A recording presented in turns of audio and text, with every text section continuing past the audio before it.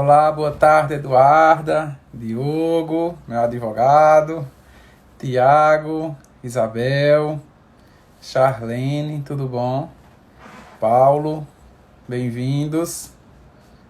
Danilo, Neuza, professor Paulo Dutra também já está aqui para a nossa live de hoje, que nós vamos falar justamente sobre o enfrentamento, né, que tem acontecido aí pela atuação parlamentar para a questão dos efeitos que a pandemia do novo coronavírus tem provocado, né? Vocês estão chegando aqui, vão convidando também os amigos de vocês, lembrando a eles, né, dessa live de hoje. Eu vou convidar já o nosso Paulo Dutra, né, para a gente começar a nossa conversa.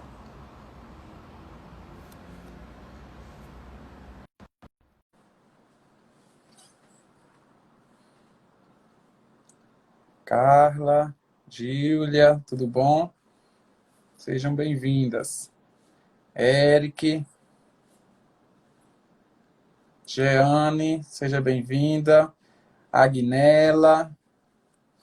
Eu sabia que você não ia perder essa, Agnella. Agora, Tudo bom, professor? tudo jóia, é melhor agora conversando com você. Então, digo mesmo. Eita, cada um no seu canto, né? Mas todo mundo junto, no fim das contas, né? Assim.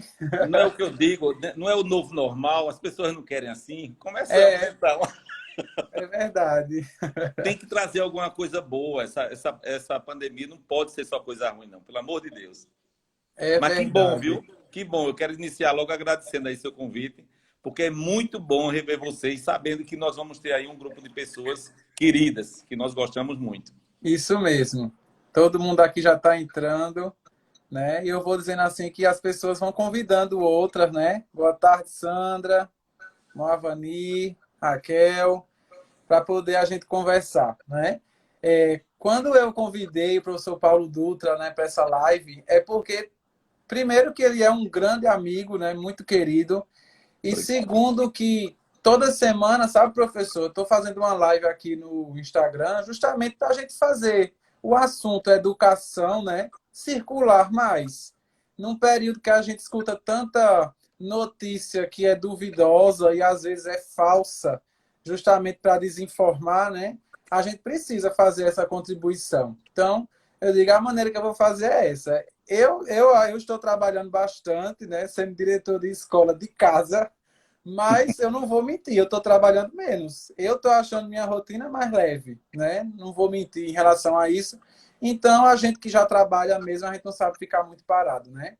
Aí pronto. Então, o tema da nossa live, que é a atuação parlamentar no enfrentamento aos prejuízos provocados pela pandemia do novo coronavírus na educação, né, que a gente quer saber um pouquinho assim como é que está lá na Alep, como é que estão os projetos, né? Assim, a gente sabe que essa pauta da educação, ela é o carro-chefe do seu mandato, não é? Verdade. Naturalmente, um mandato não se resume apenas a uma pauta, mas a gente sabe que esse é o carro-chefe.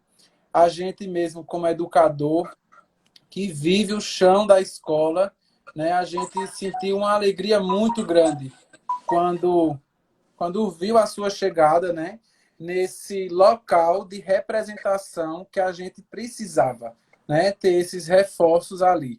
E aí uma pessoa com uma história tão bonita como a sua, né, com mais de 30 anos atuando na rede estadual, professor de física, diretor de escola, chegou a uma gerência de uma GRE, né, através de um modelo novo, né, que Eduardo Campos criou na época, que era de selecionar as pessoas da própria rede. Né, isso foi muito bom.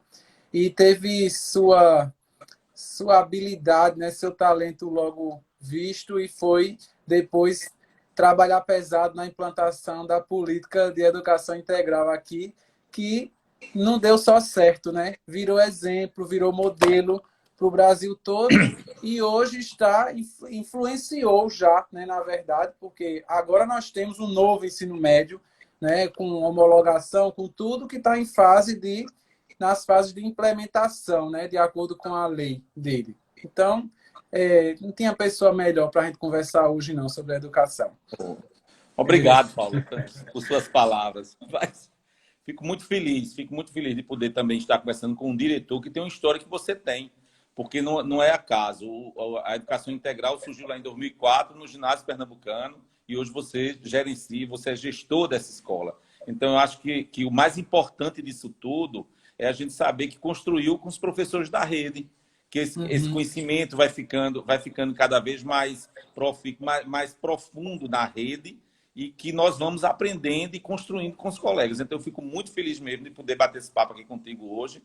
E, mais uma vez, é agradecer mesmo. Muito feliz. Que bom. Vou mandar um abraço aqui para Marcelo, que é lá do Espírito Santo, que eu conversei com ele semana passada. Bem interessante a maneira como eles foram implantando, né, a educação em tempo integral de lá, e a inspiração foi aqui, né? Ele colocou para a gente isso. E vou mandar também, entre outras pessoas muito queridas que já estão aqui, vou mandar um abraço para minha mãe. Ela não perde uma live dessas que eu faço, nem as Que da bom. escola que eu faço toda semana. Então, é uma maneira também de eu e ela estarmos juntos, né, nesse momento que todo mundo está assim, nesse isolamento, né? Então, vamos começar a conversar, né? O pessoal está chegando aí. E eu peço que quem for entrando realmente vá convidando outras pessoas, porque muita gente está interessada em assistir, mas a nossa rotina também, a gente, dentro de casa, se passa, né? Às vezes. Então, um empurrãozinho, um futucãozinho, aí faz a pessoa vir, porque ela queria assistir, né? Que agora a gente tem que ter agenda de lives, né? Assim, É verdade, é verdade. eu mesmo tenho que anotar tudo, senão me esqueço, né? Aí, pronto. Aí, professor, para a gente começar a conversar, eu queria perguntar assim ao senhor, né? Como o senhor vê, né, esse momento que a gente está vivendo agora na educação? E queria que o senhor completasse, né, sua resposta dizendo assim: o senhor consegue enxergar algum lado bom nessa situação também que a gente está vivendo? É o seguinte, Paulo, o momento é muito difícil. Eu acho que é um momento único na vida e nós vamos ter muito que contar com isso. Porque você e muitos de vocês sabem, eu sou um dos sobreviventes do coronavírus. Então, Verdade. e é uma doença que mexe muito com o emocional da gente e mexe com o emocional da população como um todo. Nós não estamos com uma doença que eu digo assim, que ela é localizada. E nós estamos com uma doença que ela está no mundo inteiro. No mundo inteiro. Então, nós fomos dormir e acordamos no outro dia sem poder ir para a escola, sem poder ter um contato. Verdade. Principalmente, eu acho que sofremos muito as pessoas e nós que trabalhamos com a educação integral, que a gente coloca como filosofia essa afetividade, essa corporeidade, esse estar junto, essa espiritualidade. Mas, por outro Verdade. lado, também eu acredito que vai nos fortalecer, nós vamos sair mais fortalecidos na resiliência, na fé, na credibilidade de que as coisas passam, as boas e as ruins. Então, eu acredito que o que vai ficar de bom, nós vamos sair mais fortes. Agora, muito sofridos, muito sofridos. A educação, ela tem, eu digo que a saúde está muito sofrida, a economia vai perder muito, mas a educação, acredito que vai perder muito mais pela complexidade que é lidar com os nossos alunos. Nós sabemos, Isso. a ciência aí já comprova, Paulo, que os nossos estudantes, os jovens, eles são transmissores, eu digo que natos, para os mais velhos. A gente tem que ter cuidado cada vez mais com essa contaminação, que a gente possa barrar esse vírus, Isso. porque não Verdade. está fácil para ninguém, para ninguém. É. Se lidar com a internet é difícil, estamos todos aprendendo, eu dizia aqui no começo, nós estamos vivendo uma forma nova de se comunicar, de chegar junto, e Verdade. acho muito, muito, muito feliz essa sua ideia de começar a trazer. Eu vi há poucos dias você fez um com os ex-alunos da escola, os que terminaram os terceiros anos. Então, é Isso. isso que a gente ensina a esses meninos, essa proximidade. E ter isso de maneira virtual é algo que a gente vai ter que aprender. Vai ter que aprender. Eu Verdade. hoje, você falando, iniciando a educação, eu fico mais feliz ainda, porque antes de começar essa live, eu soube que o ministro está saindo. Eu Então, também. então se precisa nesse momento ter um alinhamento. Minha felicidade dele sair é pela falta do alinhamento. Nós precisamos, nesse momento, abrir mão das nossas crenças e construir novas verdades. Isso. E aí as pessoas dizem muito, não, a EAD é uma modalidade de ensino, mas Pernambuco já tem história com a educação à distância. Há 10 anos que a gente faz educação à distância. Então, Uhum. não é hora de pensar ou de jogar pedra e dizer que vai precarizar o ensino. Todos nós já estamos perdendo e muito. Nós Verdade. temos que ficar assim atentos para diminuir essas perdas. Eu É, desafio quem é de nós que não tem um amigo, que não tem um familiar, que não tem um conhecido, que não tem um professor que não conheça, que perdeu, nós já perdemos nessa pandemia. E o mais importante é a vida. Não existe é, economia, não existe escola, não existe nada se a gente não verdade. cuidar nesse momento da vida. Mas é Verdade. isso. Acho que lhe respondi. Respondeu. Mandar aqui um abraço para Maria, que está aqui com a gente também. Que Maria Medeiros bom. chegou aqui agora. Mais tarde ela vai estar também com outro grupo de pessoas aqui no Instagram. É, Ela já aprendeu o novo normal, né? Ela já está numa foi. normalidade que ela já está aí todas as quintas-feiras com as aulas delas virtuais. Que bom, isso É é bom. verdade. Que eu acho muito bom também ficar como um suporte, né? A pessoa que não tem uma rotina muito fácil, como ela própria não tem, né? Verdade. Também se disponibilizar a isso. Boa tarde, Emília, Mariângela, todo mundo aí. É, além desse espaço, eu já disse o senhor também, né? Acho que as pessoas aqui também sabem. Eu criei um canal no YouTube chamado Sala da Direção, Que beleza. porque a gente, muitas vezes, quando vê o debate da educação e tudo mais, a gente vê muita coisa voltada, né, para a escola, mas ela vai muito direcionada para o professor, para a prática de sala de aula. Mas e se você tiver professores brilhantes, professores que receberam impacto positivo de políticas públicas, mas você não tiver um diretor, uma diretora que também está atento, que também está pronto para ir pegando o melhor daquilo e fazer acontecer na escola, né? E É aí eu fui verdade. pesquisar várias coisas. Tem muito pouco conteúdo voltado para o diretor da escola, né? Para a gestão escolar, né? Se eu ter uma ideia, no YouTube só tem um canal, que é o canal da revista Nova Escola, que se chama Gestão Escolar. Eu digo, então agora eu vou começar a compartilhar algumas experiências que eu vou tendo com meus Que amigos, com bom. outras pessoas, porque não para ser um exemplo, né? Mas assim, a gente não faz tentativas e elas vão dando certo ou não, Perfeito. né? Então a gente diz, eu fiz assim e o resultado foi esse. Em cada escola tem um jeito de ser e de acontecer, né? Aí as pessoas vão Perfeito. remodelando, né? Para aquilo dali. Aí pronto. É, na Alep, professor, como tem sido tratado esse tema, né, desses impactos aí da pandemia na educação, né? Assim, tem alguma coisa tramitando lá, né? Tem chegado projetos ou iniciativa mesmo da própria casa para ir mitigando, né, isso, porque eu acho que no momento a gente não consegue falar nem resolver, né? A gente fala em mitigar, né, os Diminui. danos. Temos sim. De imediato, nós fomos, assim que aconteceu a pandemia, nós, os deputados, de modo geral, organizados pelo nosso presidente, Heriberto Medeiros, num alinhamento com o Poder Executivo, porque quem executa é o Poder Executivo. Então, Aham. todos os 49 deputados, todos, sem exceção, fizeram doações de suas emendas parlamentares. O que são as emendas parlamentares?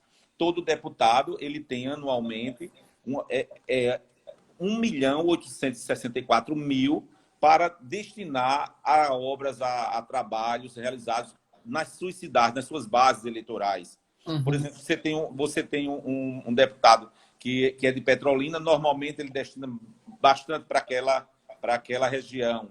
E aí todos os deputados, volto a dizer, os 49 se reuniram e todos fizeram essas doações. No meu caso específico, nós fizemos todo o dinheiro, 1.864.000, para a Secretaria de Saúde, para que ela trabalhasse, enfrentasse de uma forma mais digna, mais Uhum. corajosa. Porque o financeiro, nessa hora, conta e muito. Desses Verdade. 1.864.000, 1.700.000 foi especificamente para enfrentar a pandemia, enfrentar o coronavírus. Eu digo Uhum. que parece que eu estava adivinhando que eu ia ter, né? Porque normalmente eu digo que a vida da gente ela é cíclica, mas eu acredito que nesse momento foi a decisão mais acertada. Isso deu um total de 70 milhões. cerca de 70 milhões. Então, isso eu acredito que contribuiu e muito. Uma outra questão é que nós continuamos trabalhando de forma remota. Então, o trabalho continua, os projetos continuam, ela precisou de uns 15 dias a 20 para se organizar. Nós temos nossas reuniões plenárias todas as quintas-feiras, são deliberadas. Existe eu digo assim, uma consonância de pensamento entre o executivo e o legislativo. Existe um alinhamento aqui no estado de Pernambuco, que isso é muito bom. Então, todos os projetos do executivo e das cidades que pediram também à Assembleia, eles precisam ter essa liberação para, por exemplo, fazer as licitações mais rapidamente, foram dadas. Tudo que chegou na Assembleia, nós tivemos a coragem, a vontade e o desprendimento de votar. Falando especificamente do meu mandato, nós conseguimos aprovar, já existia na Alep, já existe no estado de Pernambuco, uma lei que dá prioridade aos autistas a serem atendidos nos hospitais, aos idosos, às pessoas com deficiência. E o que é que nós fizemos especificamente? Uma lei específica dando direito a essas pessoas a ter também um atendimento prioritário na unidade móvel, que no caso, o SAMU. Se, por exemplo, com essa pandemia se discutiu muito. Se você só tem um respirador, você coloca o velho para ser atendido, o jovem. A nossa lei, ela prioriza, por exemplo, do atendimento do SAMU ao idoso, a pessoa com uma deficiência física, um deficiente. Por quê? Porque eles necessitam um olhar especial. Então, é mais importante que a gente, principalmente nesse momento, tenha um olhar especial. Mas vários deputados, cada um na sua área de atuação, entraram com projetos de leis e todos foram aprovados. E para a educação especificamente, fui eu que fiz essa ponte, essa linha, foi colocada disponível a TV Alep.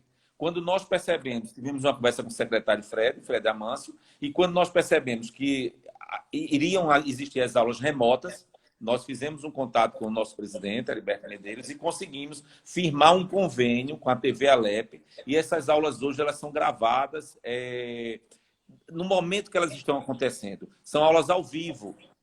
E a partir daí já surgiu a possibilidade da TV Nova, porque um dos diretores lá da TV Alep é também dono da TV Nova, e ela passa essa aula num determinado momento que a TV estava com seu horário ocioso. Então, isso melhora para chegar aos estudantes a esse ensino remoto. Eu tenho dito tenho comentado muito isso, quando a gente fala em AD, que Pernambuco tem uma experiência de 10 anos com EAD, é porque nós fizemos parte lá em 2008, nessa construção.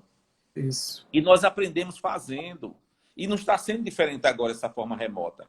O ensino de EAD é uma modalidade de ensino. É diferente, sim, desse ensino remoto, dessa forma que nós estamos vivenciando agora. Mas eu não acredito, Paulo Bruno, não acredito de forma nenhuma que a gente possa abrir mão agora, por exemplo, do convênio desse da Alep.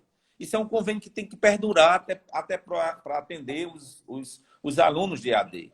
Então, eu acredito que são as coisas boas que você perguntou lá no início. O que é que a gente pode tirar disso? Eu acho que toda grande dificuldade nos traz alguma coisa boa.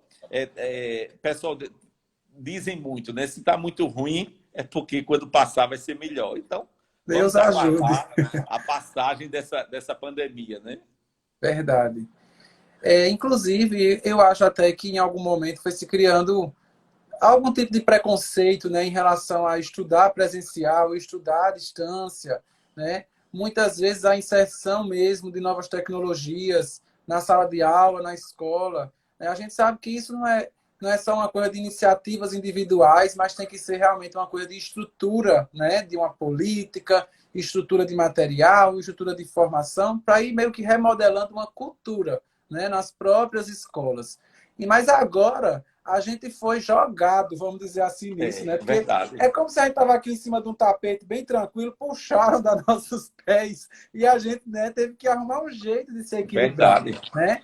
E aí, professor, eu estou lembrando de uma coisa, né? Eu li esses dias muitas coisas e uma delas me ficou assim bem marcante, que é o seguinte: a escola ela tem uma capacidade de gerar soluções muito grande, né? E a gente está vendo a prova disso, né? a escola realmente ela consegue protagonizar, né, essa criação de soluções. Né? Então, assim, e esse momento está colocando a gente para criar soluções, para arrumar novas maneiras, né, de ir lidando com o processo de ensino-aprendizagem.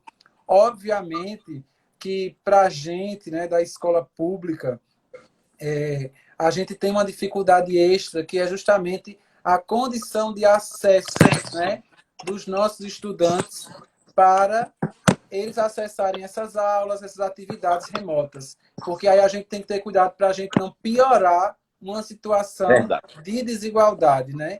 Mas talvez o desafio da escola pública ele nunca é simples, né? Ele sempre é complexo. E eu acho que aí mora, né, justamente a complexidade, o ponto-chave maior do desafio, que é da gente conseguir aprender a usar novas tecnologias, conseguir, né? O professor agora é um curador de conteúdos digitais, né? Assim, além de tudo, ele virou produtor de conteúdo digital, mas a gente ainda tem esse outro desafio, que é e quem não consegue acessar? E quem só tem uma internet que é um 4G, né? E quem na casa só tem um celular para todo mundo, né? Então, esse daí é onde busca da gente para ver se a gente trabalha a educação de cidadania mesmo ou se a gente só fala, né, dela. É verdade. Aí a gente tem que ter esse cuidado. Você falava aí, há um preconceito, na verdade, com essa questão da EAD, do ensino à distância.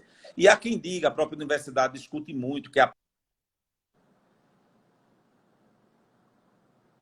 acho que cai. Mas, na verdade, não é momento. Eu acredito que o momento é de diálogo. Nós precisamos estar dialogando. Uhum. Os estudantes, as escolas, todos têm muito a ensinar. Nós vamos ter que construir juntos essa saída. Precisamos construir Verdade. juntos. E é o diálogo. Pernambuco chegou ao primeiro lugar na educação presencial. Então, nós temos uma educação presencial reconhecida nacionalmente. Principalmente, eu digo, essas escolas integrais. O trabalho que foi feito nesses últimos 12 anos, enquanto política pública. Mas a gente também tem uma história na educação à distância. Então, é hora dessas duas modalidades, dessas duas formas, conversarem e ver o que é que a gente pode tirar de melhor de um e do outro. Não Isso. é hora da gente defender bandeira, é hora de defender bandeira, de minimizar cada vez mais as perdas. Porque numa guerra, Paulo, todos perdem. E numa guerra onde esse inimigo a gente nem vê, só vê no microscópio, né? É muito sério. Acho que Verdade. você tem que correr atrás, tem que correr atrás. E você, eu acho que eu fico muito feliz quando você diz que você abre um canal desse para ouvir o estudante, para ouvir o professor, porque é assim que se constrói, para ouvir a família, é Isso. importante. A gente está falando de uma abertura aí do ano letivo. Tem que ter muito cuidado, porque essa criança ela vem para a escola e volta para o seio da família. Então, esse elo, esse vai e vem. O professor, se fala muito nos protocolos que tem que deixar os estudantes distantes, tem uma distância de 2 metros, cerca de 2 metros. Mesmo que a gente faça rodízio, o professor ele vai lidar com todos os estudantes, porque ele é Isso. professor de todos. É. Então, eu defendo muito essa construção, isso que nós tivemos, que é que a gente pode fazer daqui para frente. Não adianta querer inventar a roda, não, porque não vai ser fácil. Não vai ser fácil. Eu acho que, assim, todo mundo quer ser eficiente, todo mundo quer ser competente. Às vezes também sair na frente é bom, é bonito, mas esse momento é um momento que a gente tem que ter muito cuidado para não tomar nenhuma atitude assodada, né? Porque a gente vai. O senhor falou agora há pouco de vida, né? Teve um dia que eu estava numa live das que eu faço toda semana com o pessoal da escola e os pais assistem, os alunos, e eles começaram a fazer perguntas. Eu digo, meu Deus, eu digo isso ou não digo, né? Então, assim, não querendo, não uma maneira de ser resignado demais ou o que seja, mas eu acho que o grande objetivo, no fim das contas, de todo mundo esse ano é terminar o ano vivo, né? Com os seus vivos bens, os objetivos, os planos, os projetos. Quem não remodelou ainda, por favor, pare. Pare 1 minuto, 2, 3, 1 hora, um dia e faça isso, porque senão daqui a pouco você está angustiado, depressivo, inconformado com tudo, né? Então, eu disse isso aos pais dos meus alunos e ainda bem que as reações foram reações assim equilibradas, né? Porque eu achei muito arriscado dizer, Mas, sinceramente, é o que eu penso também, né? A gente precisa ter muito cuidado em cada passo que a gente vai dar, né? E essa volta das escolas, ela precisa ser muito, muito, muito bem pensada, né? E ela mexe com tudo. Ela não mexe só com questões pedagógicas, do miudinho da escola, com a questão de recuperar o estudante, com a questão de acolhimento. Ela mexe, sobretudo, com esse respeito mesmo, né, à vida, né, para ninguém ser exposto de maneira errada, né? E aí a gente acabou falando um pouco desse novo normal, né, já um pouco para frente, né? E eu queria justamente perguntar ao senhor assim, sobre o futuro, né? Que é esse futuro aí bem próximo que a gente já começou a introduzir, né? As escolas vão precisar, né, de um auxílio para ter infraestrutura adequada para acolher sua comunidade e tocar o dia a dia com novas rotinas, né? Rotinas, vamos dizer assim, bem diferentes, né? Existe algum plano do governo, né? O senhor acabou de falar também agora há pouco que tem a parte do executivo, né? O legislativo vai acolhendo ou então vai indicando coisas, mas o senhor que está lá na Alep, né? Já existe algum plano, né, do governo ou alguma proposta de orçamento extra que esteja tramitando ou para tramitar na Alep para auxiliar essa volta às aulas presenciais, porque isso vai demandar também recursos, né? O que é que nós fizemos? Acredito que 15 dias atrás, nós tivemos uma audiência pública na Comissão de Educação e Cultura, da qual eu sou vice-presidente, e nessa comissão nós tratávamos exatamente disso, de como vai ser essa volta às aulas. O secretário Fred Amâncio se posicionou muito bem, explicou que não tem uma data certa ainda, mas ele já dá indícios de que essa volta não será uma volta presencial totalmente e nem que voltam todos. Ele já falou que, por exemplo, pode voltar a equipe gestora, em seguida professores.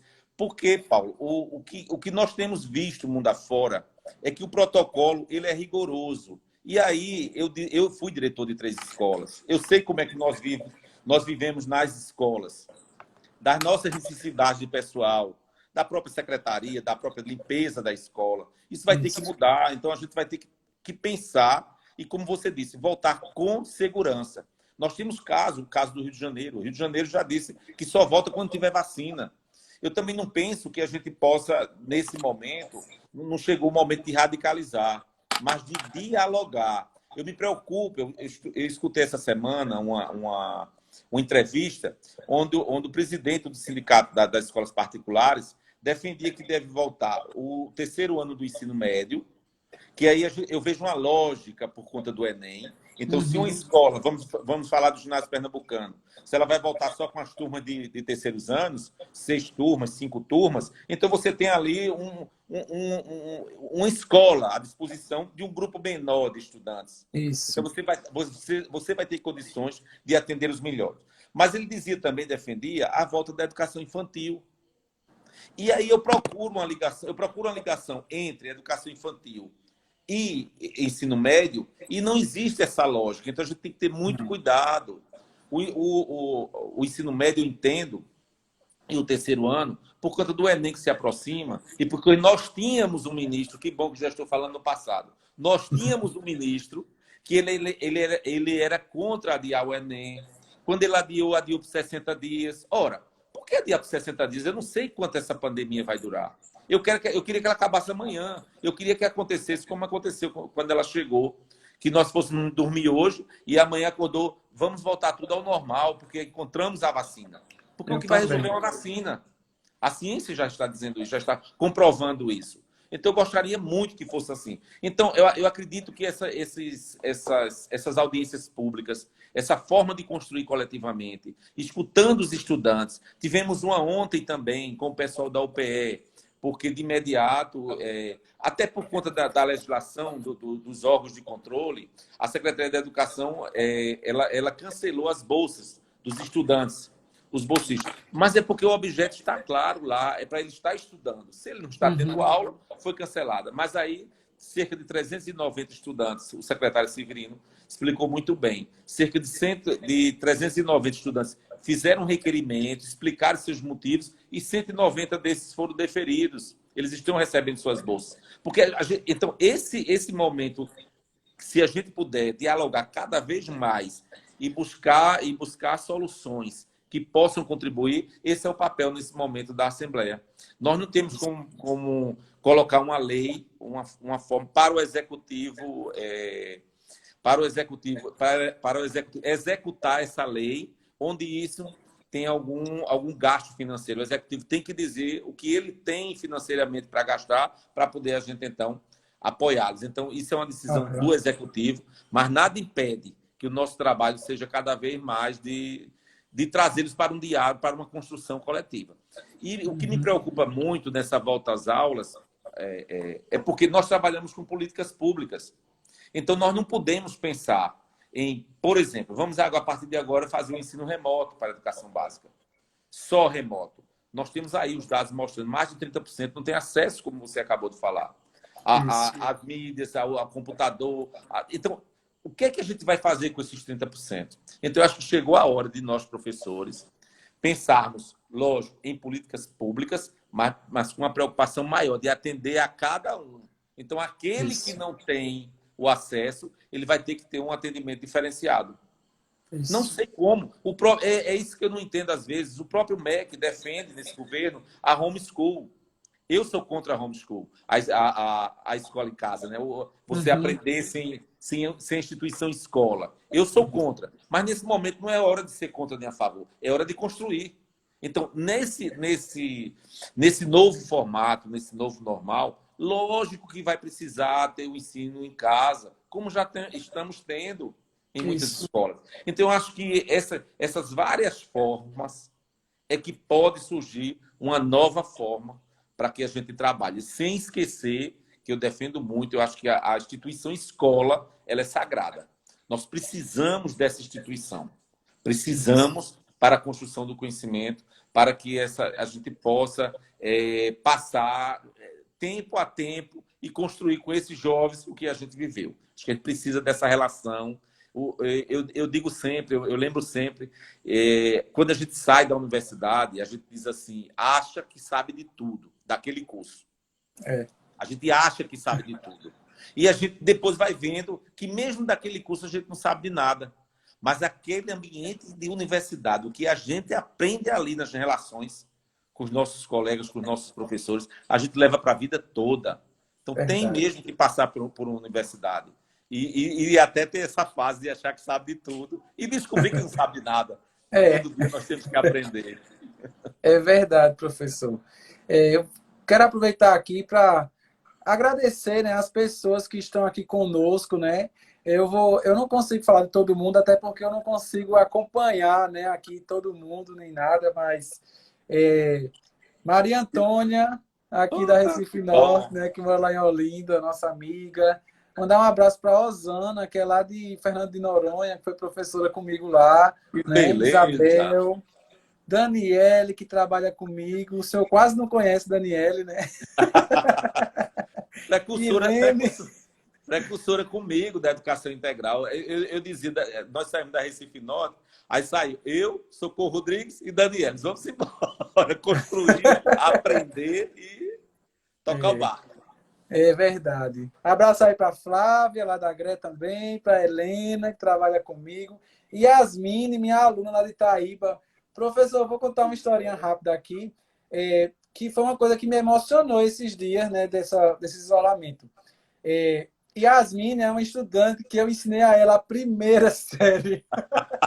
Quando eu pensei que não, lá em Itaíba, né, na escola de lá, na segunda turma, eu acho, e Yasmine, no primeiro ano, eu digo, meu Deus, a minha idade, ela tá passando mesmo.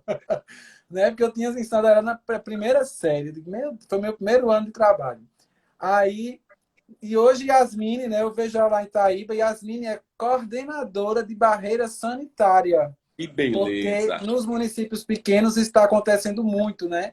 Ela já se formou em educação física, trabalha muito com assistência social, né? Ajudando aquelas pessoas de mais idade a se movimentar, a se exercitar, que é uma coisa que melhora demais a autoestima e tudo, né?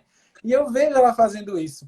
E pegando um pouco o gancho, né, de Yasmine, que foi minha aluna, um dia eu vi aquelas fotos que todo mundo estava colocando nos hospitais, né? Cada um com um cartazinho fique em casa por nós, que nós estamos aqui por vocês, né? Aí lá no hospital de Itaíba fizeram isso. Quando eu fui olhar a foto, assim, eu Era super isso, parei. Não era Yasmin, eram outras pessoas, né, que formadas em enfermagem, técnico de enfermagem, assim, meu Deus, quanta responsabilidade está nas mãos da escola, né? E eu estou trazendo isso, inclusive, para mostrar que a gente tem que ter muito cuidado mesmo, né? Nesse planejamento, né? De é remoto, é híbrido, é só presencial, como é, como não é. Eu acho que a nossa flexibilidade ela vai ser muito testada agora, né? Nossa habilidade de lidar com essa coisa nova e também de ir descongelando alguns cristais, né? Que a gente vai construindo ao longo da nossa vida com o nosso pensamento ou o que seja. Até porque, né? A gente, eu não sei se é uma boa comparação. Se não for, o senhor pode dizer aí, e as pessoas também vão dizer aqui, né? Mas quando a gente vê uma coisa tão parada como a gente viu agora no MEC, né? Desde, não estou falando só desse, eu estou falando do começo. E assim, eu não sei se o senhor tem alguma esperança boa, eu não tenho, né? Porque esse governo ele é muito bloqueado para qualquer ideia desse tantinho que não seja exatamente igual ao que vem dali de um norte ideológico, não sei o que é isso, né? Então, a gente, como isso trava as coisas, né? Como bloqueia? A gente precisa, né, aprender também com o erro dos outros, né? Diz que quando a gente aprende com os nossos erros, a gente é inteligente, mas se a gente aprende com os dos outros, a gente é sábio, né? É Para verdade. poder também a gente não ficar pisando, né, na nossa própria, sei lá, arrogância, né? Dizer, não, assim não pode. Eu acho que agora talvez nada possa e talvez tudo possa. A gente tem que colocar na dose certa, né, de cada coisa, né, nessa história. E aí eu quero perguntar uma coisa ao senhor, né, assim, na sua visão, a educação, o senhor já começou a falar um pouco disso também, mas eu talvez até da maneira um pouco mais assim idiosincrática mesmo, como educador, né? A educação viverá um novo normal. O senhor enxerga nessa crise agora, né, oportunidades para a reconfiguração de algum aspecto importante na educação? Eu acredito que sim, Paulo. Como eu disse no começo, eu penso que nós estamos vivendo um momento muito difícil, muito difícil. Você falava aí do MEC. O MEC ele tem a obrigação de traçar as diretrizes do plano de governo. Estamos aí com o presidente eleito. Eu sou um grande defensor da democracia.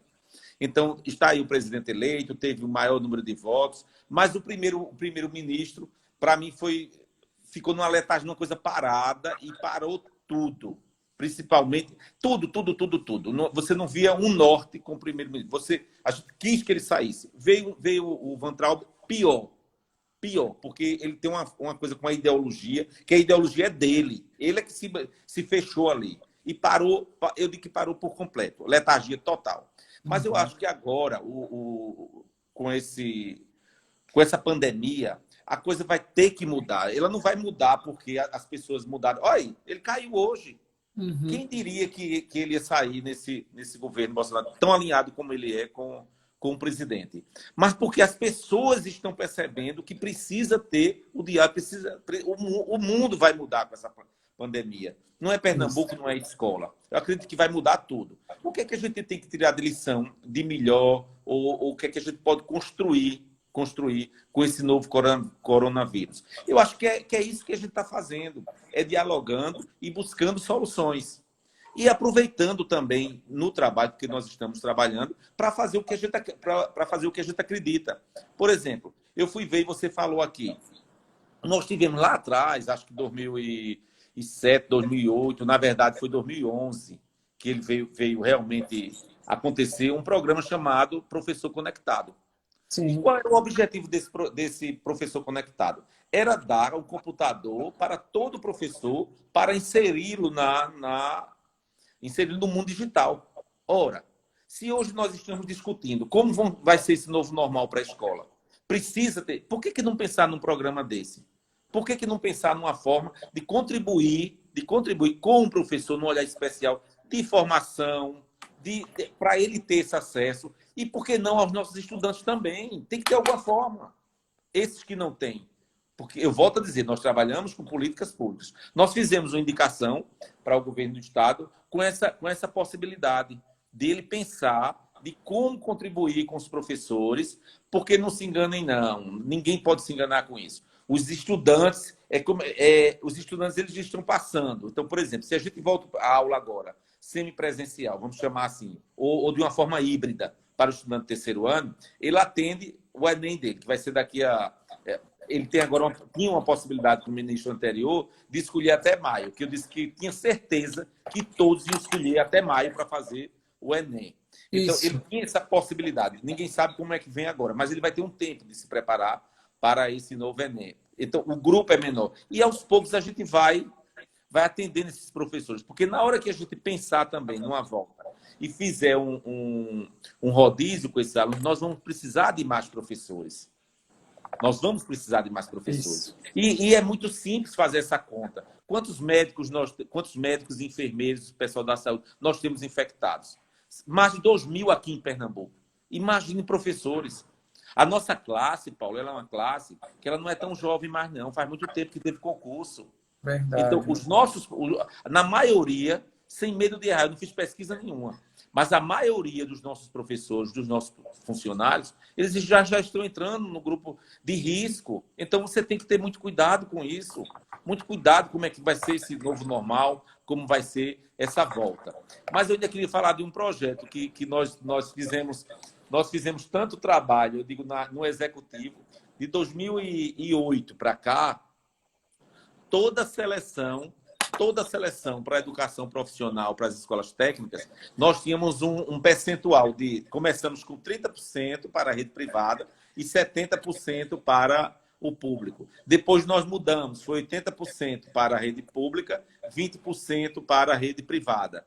E essa semana nós conseguimos passar esse projeto, ele já foi votado hoje, inclusive, na segunda votação. Então, é só para o governador sancionar e virar lei de que todos os nossos estudantes de escola pública que queiram continuar seus estudos nas escolas técnicas, eles vão trabalhar, vão fazer a seleção com 80% de vagas garantidas para ele. Isso, para a gente, nos orgulha muito, porque nós não tínhamos uma lei que visualizasse essa possibilidade, e agora nós temos. Precisamos comemorar isso. E não estamos prejudicando os estudantes das escolas privadas, não, de forma nenhuma.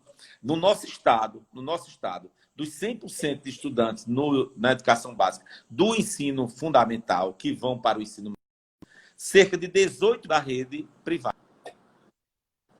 Então, nós estamos com 20%, eles vão concorrer entre eles. Então, é uma forma de igualdade. Nós não estamos privilegiando, nós estamos dando direito a quem tem direito. Então, acho que essa visão que nós vamos precisar ter nesse novo normal, nessa volta.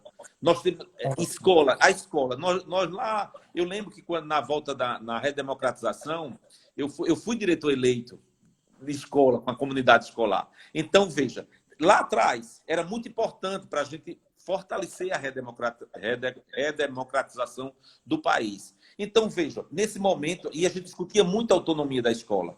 Chegou o momento da gente fortalecer cada vez mais a autonomia dessa escola. Isso. Eu acredito que nesse novo normal, o ginásio pernambucano da Rua da Aurora não pode voltar igual, da mesma forma, do ginásio pernambucano da Cruz Cabugá.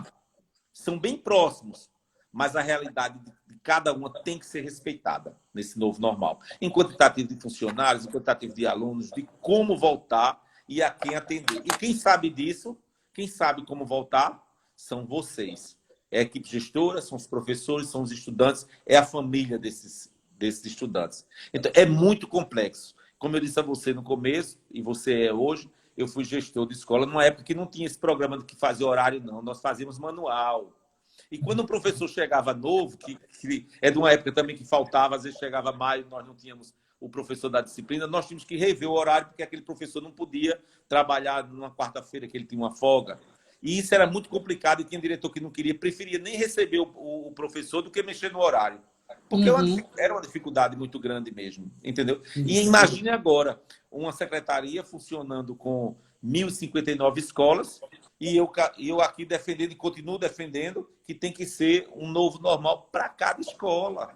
Porque é Isso. diferente. Nesse ensino remoto, teve uma escola que avançou, teve uma que não conseguiu nada, teve uma que conseguiu 100%, que eu não acredito na de 100% e acredito na de 0%, que não avançou nada.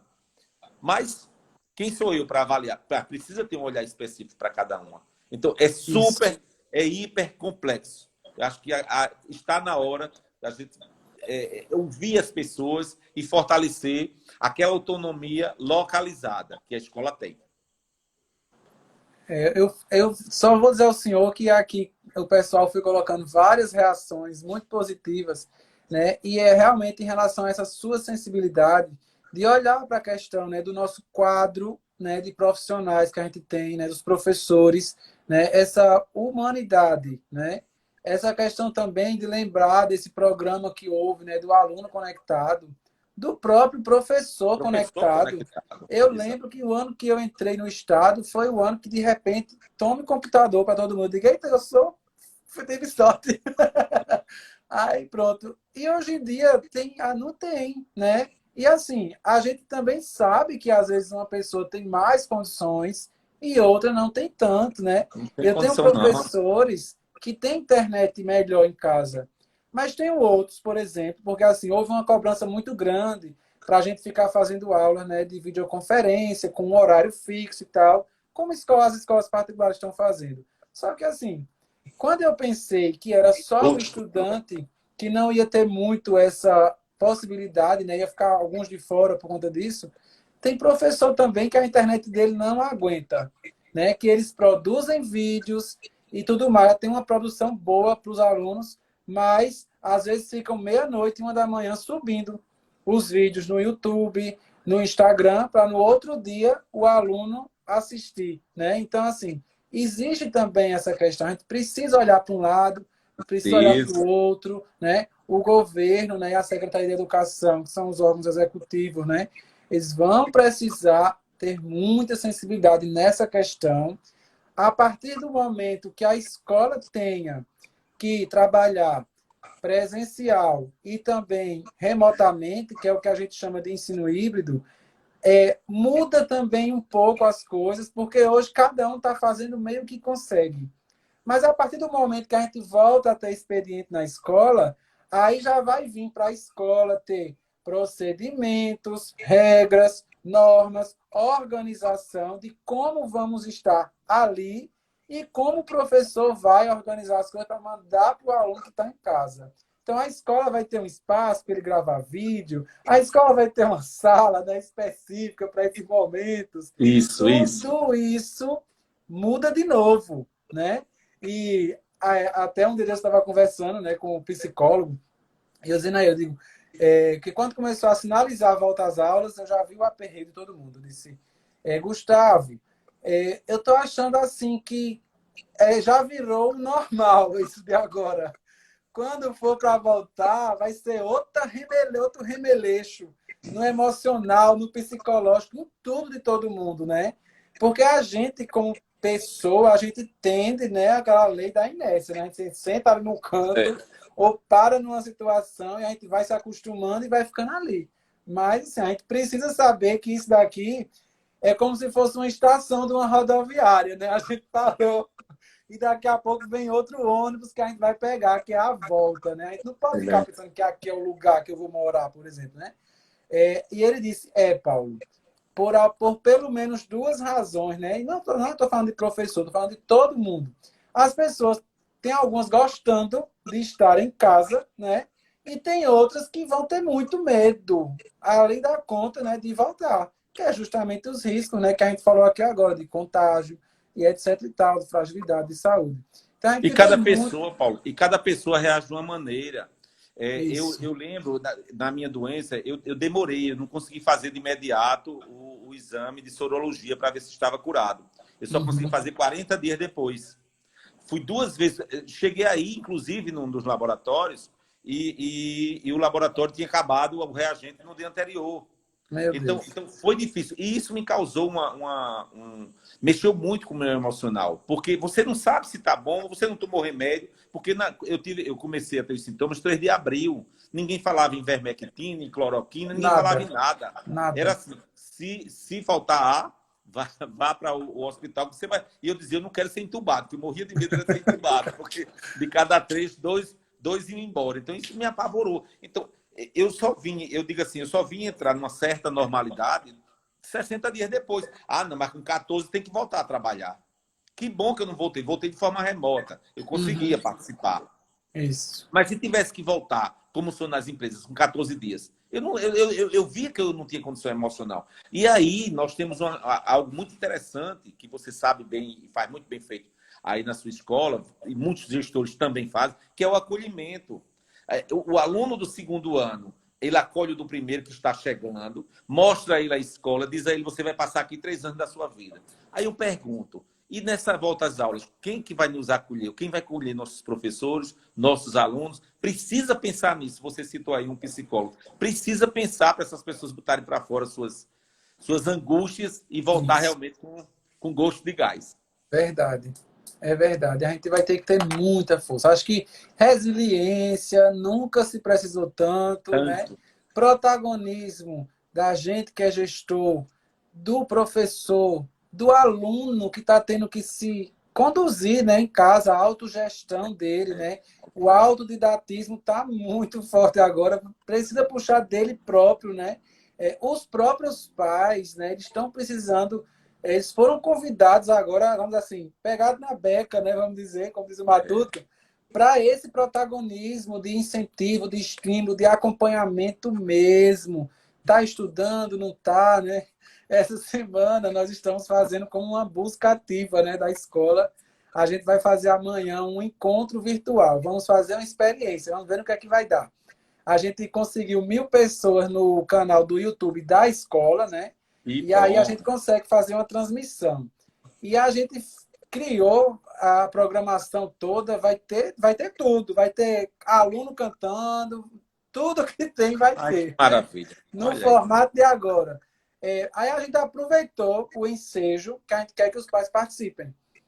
A gente ligou para todos eles, né? Eu não liguei para ninguém, não vou mentir, mas as meninas ligaram para todo mundo e eu fui trabalhando aqui na organização, né, do roteiro, de teste. Todo dia eu faço teste com uma pessoa de como é que vai ser na hora, né? Você tem que ter cuidado para na hora o É povo verdade. não É. ficar dizendo, creio em Deus Pai, onde foi que eu vim parar, né? Mas assim, é, essa busca ativa foi ótima, porque a gente encontrou, né, alguns desencontros na família. O menino diz uma coisa, não é muito verdade, o pai acredita. Aí não acredito que ele está assim, e por aí vai. Eu acho também que agora, nessas aulas desse tipo, essa semana vai mudar a escola um pouco. Olha aí, Porque quem estava. você já está falando do novo normal. Isso não era normal, né? Você falar com a É, família verdade. através do celular. Eu lembro quando a escola Cícero Dias fez um aplicativozinho e mandava, na hora que o menino lá chegava, então chegava um aviso no celular do pai. E a gente vê que maravilha. Isso eu estou falando de 4 anos atrás. Então, Uhum. as coisas vão mudando, vão evoluindo. E agora, eu digo que nós vamos amadurecer de carbureto. Vai ser uma coisa assim, de uma hora para Verdade. outra, vai ter É. que criar formas e formas. Porque uma forma só não vai dar conta, não, Paulo. De forma nenhuma. Não, vai não. A gente vai precisar ter mais habilidade ainda. A gente está chegando já um pouco perto do final da nossa conversa. Eu quero só agradecer mais algumas pessoas que estão aqui. Mérita, que trabalha comigo lá na Que escola, bom. secretária. Tanta É, gente conhecida. Que é, bom. Um beijão aí é, para todo mundo. Socorro Rodrigues apareceu aqui também Que comentando. bom. Eita, Já Francilene deve, lá já de... deve, já deve ter dito a ela, que eu falei no nome dela no início. É uma rede, é uma Eita, rede. Francilene lá de Casa Amarela, Keila, Cristiane, que não falta uma live. Obrigado, viu, Que Cristiane? bom. Isabel Cristina, lá de Tupanatinga, né? Eu quero agradecer, eu não consigo ver todo mundo. Fabiane, que está aqui, né? Neuza estava acompanhando a gente aqui também o tempo todo. Vandexon, né? Que eu conheci ele há pouco tempo atrás, mas ele é um diretor também muito bom a gente ver. né? E Sandra Soares, que era a Cicerone, né? Era aí o da live, né? Aí eu... Oi, Tiago, aqui, meu aluninho que vai cantar amanhã no Encontro dos Pais, dando oi também. Oi, Tiago. Que beleza. Eita. Pois é, professor. Eu quero dizer um pouco assim a todo mundo que está aqui assistindo, eu não vou deixar de fazer essa propaganda, né? Que quem puder depois olhe no YouTube. Aqui também no meu Instagram tem na minha bio o link, né, do canal que eu criei justamente para compartilhar um pouco mais de conhecimento sobre a gestão escolar. E nesse momento, eu não tenho condições de fazer um vídeo sobre como é que a gente organiza um PPP, como é que a gente faz uma formação de professores. Tudo que eu posso fazer agora e devo é tudo voltado para esse momento, né? Porque as pessoas precisam de soluções, né? Então a ideia é justamente compartilhar assim conhecimentos práticos, né?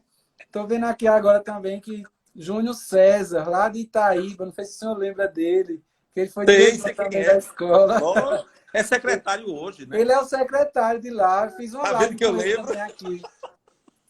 E nessa live, professor, que a gente fez, né, Isabel Fonseca, também aqui de Noronha, eu fiquei assim impressionado. Eu tinha uma ideia, não tinha muito não, mas ele falando de como é que está, por exemplo, lá em Itaíba, né, que é um município que tem uma sede pequena, mas ele é muito grande, né, assim, a extensão territorial. Tem alunos que faz um percurso de 57 quilômetros de ônibus para chegar na sede que é para ter aula, né?